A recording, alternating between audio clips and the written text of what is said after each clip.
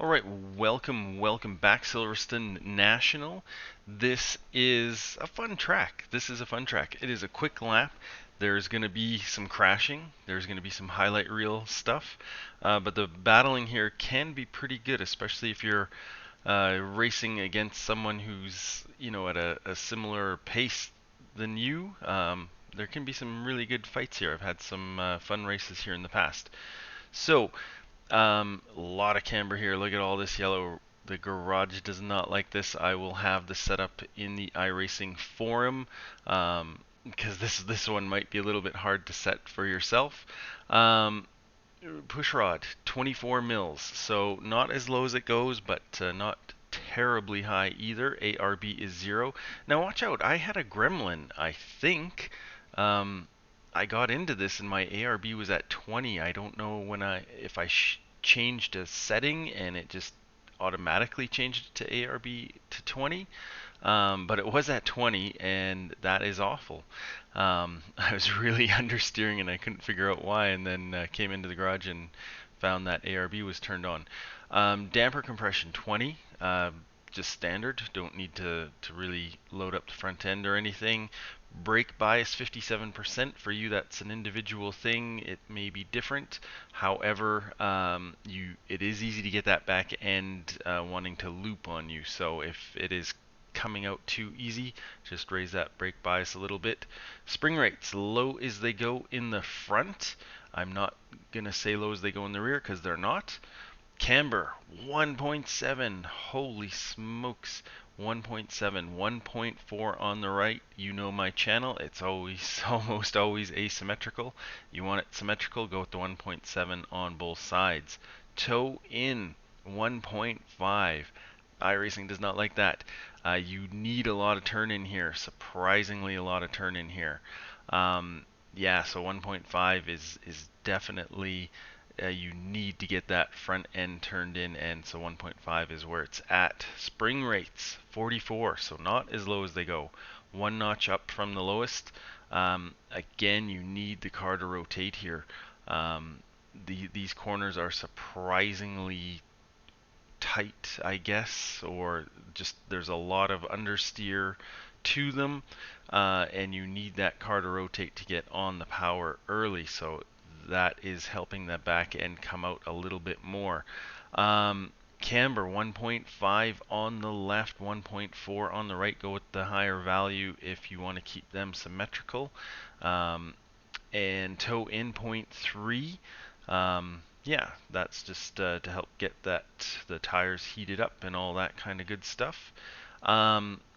So ride height in the rear is 38. That's a bit higher than the front. Not a ton, but it is a little bit higher. That's good for the rake.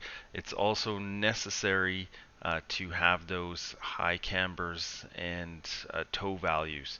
If you do not have that rear ride height turned up, you are not going to pass the test for the garage. So that is why. Now ARB is 15. Um, so the spring rates are not as soft as they go, so you lose a little grip, but you make the back end a little bit more steady with the 15 ARB. Lots of long corners here. 20 is just getting the back end to step out a little too much, and 15 is allowing you to get through the corners without scrubbing as much speed, without sliding as much if it was at 20. And that's basically why the spring rate is not as soft as it goes, just to get that back end rotating a little bit more. Also, coming through these corners, getting onto the throttle, it is easy to spin up the back wheels. So the damper compression is 5 and it is 16, so a little bit lower than usual.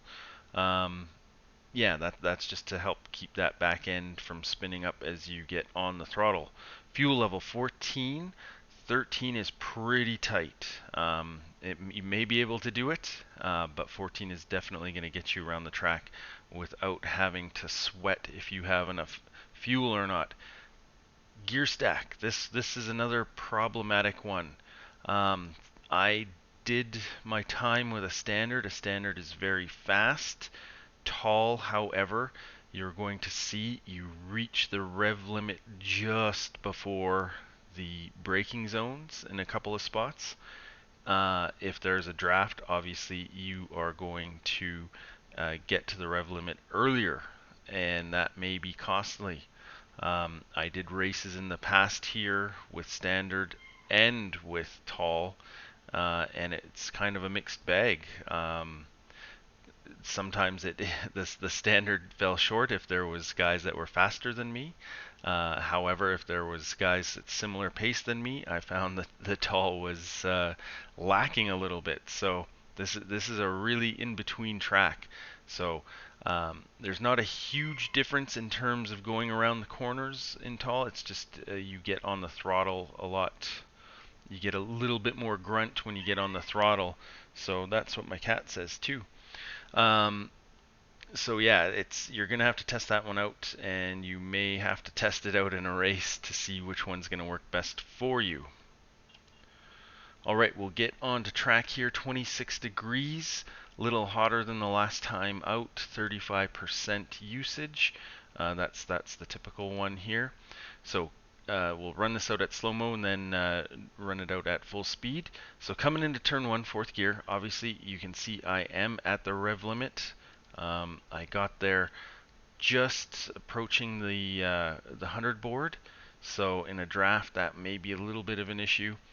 Kind of looking between the 100 and the 50, this depending on your view, this little weird patch of colored grass here, just past it. Shifting down into 3rd, just a touch of brakes just to load up the front end. You do have to get the turn in here.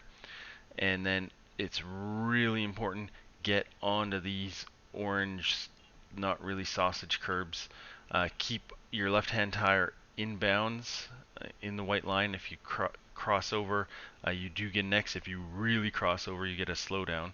But you have to get onto these orange guys. If you don't, you are going to run wide and pick up an X or a slowdown or all sorts of good stuff. Cold tires, also watch out. Very, very understeery for the first few laps. And then just picking up or shifting gears as soon as possible, letting the car run out wide. Watch the wheel input here. You do not want to scrub speed. If your tires are squealing too much, you're going to be losing time.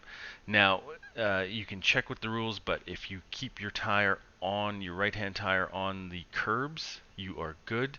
If you cross over the curbs, you pick up an X, and if you're way wide, if you're like on the pavement here, it is a slowdown, so watch out for that. That's pretty painful. So you don't really have to come out wide here. This I don't even know if this counts as a corner, but you don't have to really open this up. This is just a bend in the track, really. So 4th gear, and you can see as the track turns to the left, you are going to be braking and turning to the right. So hard on the brakes. This one you really have to get hard on the brakes more than you think. Down into 2nd gear. If you come in here too hot, very easy to lose it. And then turning in, releasing the brakes as you turn in. If you are hard on the brakes as you turn in, again, you're going to spin out and get up right onto these curbs. Keep your left-hand tire in bounds, otherwise you pick up an X. But you really want to cut this corner as much as possible. And really important to pick up the throttle before the apex. Don't stomp on it. The compression is softened up in the rear, but if you stomp on it, you can spin up those tires. And then just unwinding the wheel, trying to minimize any scrub on the speed. Getting over, you can get your tire on the curbs here. You don't really want to go over the curbs here. That is disruptive, but right up to those curbs. And then just unwinding the wheel as much as you can, as soon as you can, so you're not scrubbing any speed, and then just working your way up the gears.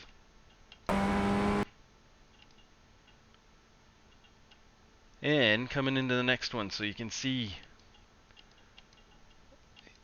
hitting the rev limit just as you get into approaching the 150 board here, so this is where it could be costly if you are drafting. and just before the 50 board, getting onto the brakes real hard, third gear, leaving it in third gear, and releasing the brakes as you turn in again. Very easy to spin out here, so watch out for that. And then as you pass the green grass here, the green patch, shifting down in down into second, and then just letting the car roll in and picking up the throttle again, getting onto these orange guys, but keep your right hand tire on the track just to cut this corner as much as possible. I was a little late probably picking up the throttle. Could have picked that up a little bit earlier. Again, don't stomp on it. You can spin up those back tires. And then as soon as you get the wheel straight, shifting down into first. No brake, just shifting down into first just to slow the car. Use the shift to slow the car down. Getting onto these curbs, letting the car roll in. You're going to see people coming out really wide here. It does open up the corner and allow you to get on the throttle and pick up some more speed down the straight. However, coming out wide here, I find you lose more time than you gain. But watch out, people will be coming out wide here and turning in sharp, and if you are there, you guys might end up touching. So picking up the throttle, just letting it drift a little bit out, and then picking up the throttle, turning it in, full throttle nice and early. This is a big stretch of full throttle coming into the start-finish straight. You will not be lifting again. And then working your way up the gears, let the car run out wide. You can use all of the green stuff here. You can cross the white line, just don't touch the gravel. And just cut this corner here. It's not going to save you a lot of time, but a little bit. And then the finish line is real quick. Right there. So there's not really any run to the finish line. So watch out for that. Who's ever in front is probably going to take that position. So that's a 1:07.